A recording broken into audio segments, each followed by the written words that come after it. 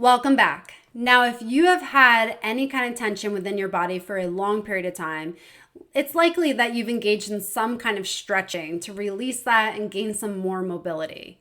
And in this lesson, I'm going to teach you what the differences are between stretching and pandiculation, and why stretching in some cases may fall very short of giving you the benefits that you desire and allowing you to have more freedom of motion within your body. So let's talk about the differences between stretching and pandiculation. Let's start with stretching because you're probably more familiar with stretching. So when you stretch, you are moving your limb through a range that is available to it to a point where it starts to notice tension within the muscles.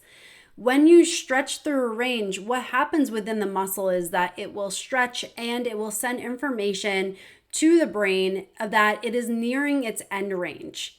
At that point, there are actually muscle spindles within the muscle that will cause a contraction because it is trying to keep you safe and protected. It notices that your limb is nearing its end range, and to avoid injury, it actually sends a signal to do a contraction at that point and limit the range of motion that you have in order to protect your limb, your muscles, and your soft tissue there. So after a point of holding a stretch, nearly about 30 seconds, that's when that tension from the muscle spindles actually releases, and you're able to get more of a stretch and go further in your range of motion. Now let's talk about pandiculation. Pandiculation is where you're actually contracting the muscle, so you're causing a shortening within the muscle, and then you are releasing in a voluntary way. So you're slowly decreasing the contractile force that you're using in that muscle. So it cues the brain that this is a voluntary action. And so it actually allows the brain to have more control over what's going on within the muscle and allow it to release. Let's talk about some differences between stretching and pandiculation. So stretching is more passive. While it can be active, there's more passive qualities in that you're using external forces to actually change the length of that tissue. Whereas pandiculation is very much an active process. Because it's active, you are actually engaging in the moment. So stretching, while it can be very mindful or mindless, pandiculation is always going to be mindful. There is a need for your attention to be diverted to what you're actually doing in order to do the pandiculation. So it allows you to be more mindful in the motions as you're going through there. There's also a big difference between the learning that goes on with stretching versus the learning that goes on with pandiculation. So as far as stretching, it does not have long-term learning that goes on between the mind and the body. You are applying an external stimulus, moving it through a range, and then it goes back to what it is able to do as far as the range of motion.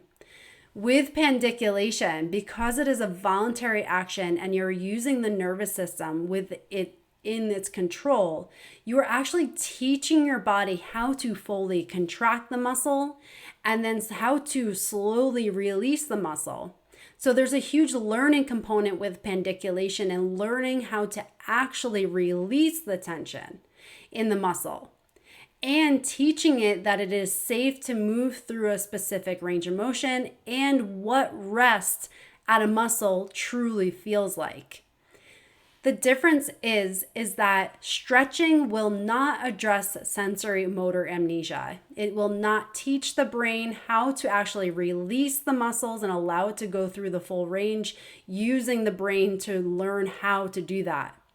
Pandiculation does teach the brain how to actually release the muscles. So as you have gained some of these contractile properties because of long-term positioning or stress impacts, through pandiculation, you'll actually be able to allow the muscle to fully release and learn how to release again. So if you've experienced chronic tension in any part of your body, you know that even after you stretch, you still feel some tension there.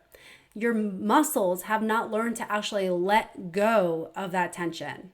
Whereas with pandiculation, it learns over time that this is rest. oh, okay, I don't actually have to contract at any point to keep myself safe. I'm safe in this moment, and this is what rest feels like. It's actually a relearning process of how to rest again. And that is why pandiculation is so powerful for teaching your body how to relax from the inside out.